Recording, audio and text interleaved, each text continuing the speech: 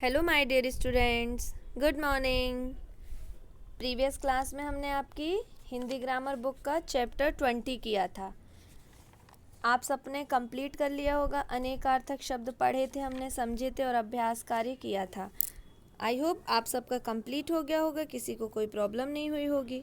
तो आज हम चैप्टर 21 करेंगे। चैप्टर 21 में दिया हुआ है श्रुति सम भिन्नार्थक शब्द। श्रुति सम भिन्नार्थक का मतलब होता है कुछ शब्द हिंदी भाषा में ऐसे होते हैं जो बोलने सुनने में तो एक समान प्रतीत होते हैं, लेकिन उनके जो अर्थ होते हैं, मीनिंग होती है, वो भिन्न होती है, डिफरेंस होती है ना, अलग अलग होती है।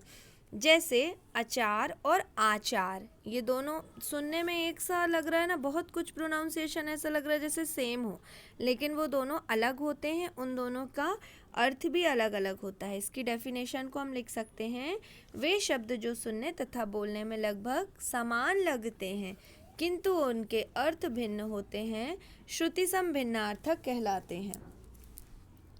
समझ में आ गया इतना? आपको डेफिनेशन समझ में आ गई।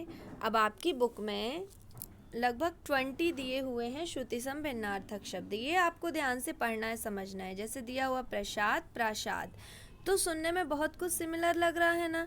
देखिए, लेकिन मात्रा का डिफरेंस है और इनकी मीनिंग बिल्कुल अलग हो जाती है। प्रसाद का मीनिंग होता है पूजा का भोग और प्रासाद का मीनिंग होता है महल। कोश, कोस, कोश का मतलब होता है शब्द संग्रह और कोश जो होता है वो खजाना होता है।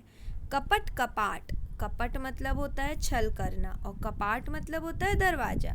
ऐसे ही आपको पूरे ध्यान से पढ़ना है। जैसे देखिए, स्त्री, स्त्री हमने बोला तो दोनों हमको सुनने में इक्वल लग रहा है ना, लेकिन लिखेंगे तो दोनों लिखने में अलग दिखेंगे और दोनों की मीनिंग डिफरेंट होगी। स्त्री का मतलब होता है प्रेस और जो स्त्री होती है वो महिला होती है। पका, पक्का, पका मतलब पका हुआ, पक्का मीन्स मजबूत। तो ये आपको ध्यान से पढ़ना है। देखिए, कुछ और दिए हुए हैं ये कर्म और क्रम। तो क्रम का मीनिंग होता है सिलसिला और कर्म का मीनिंग होता है काम।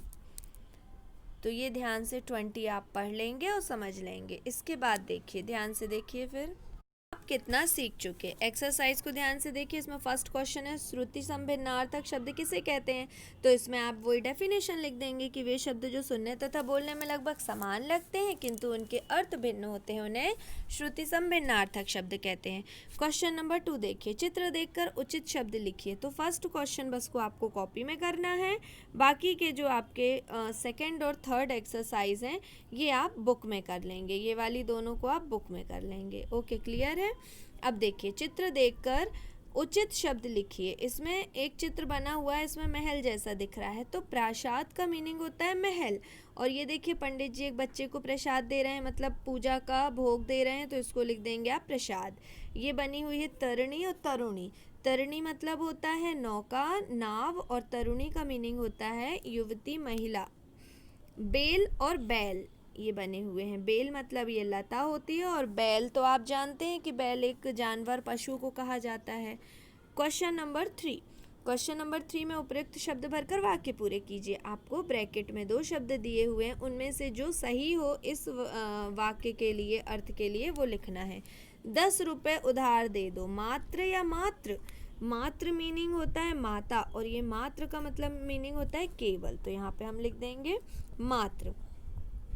उस शब्द का अर्थ देखो, किस में देखो, कोश में कि कोश में। तो कोश में शब्द संग्रह होता है तो अर्थ हमको वहीं मिलेगा। हरिद्वार एक कैसा स्थल है, पवन या पावन? तो पावन मतलब पवित्र स्थल है। क्लियर हुआ? समझ में आ रहा है? और जलधि रत्नों की खान है। एक अजनबी को देखते ही कपाट बंद कर दिए। यह बहुत सुंदर घड़ी है, इसका मूल्य क्या है? क्लियर हुआ सभी को? तो क्वेश्चन नंबर 1 को कॉपी में करना है, 2, 3 को आप बुक में ही कर लेंगे और इस चैप्टर को अच्छे से पहले पूरा पढ़ेंगे और जितने 20 श्रुति सम भिन्नार्थक शब्द दिए हुए हैं इन सबको ध्यान से सही उच्चारण करके पढ़ेंगे। और कहीं भी कोई प्रॉब्लम होती है तो क्लासरूम ऐप में कमेंट करके पूछिएगा। Okay, thank you.